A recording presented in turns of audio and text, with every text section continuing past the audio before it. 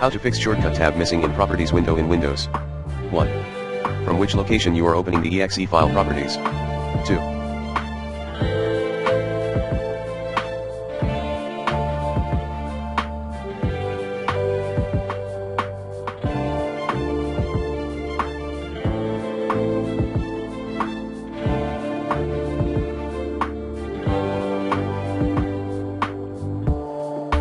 Delete and recreate the shortcut on your desktop. 3.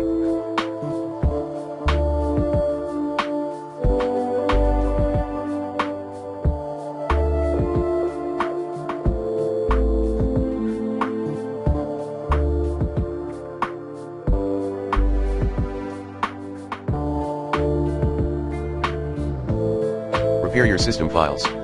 Commands include sfc/scannow dism/online/cleanup image/scan health dism/online/cleanup image/check health dism/online/cleanup image/restore health. 4. Perform system restore. 5. Reset your PC.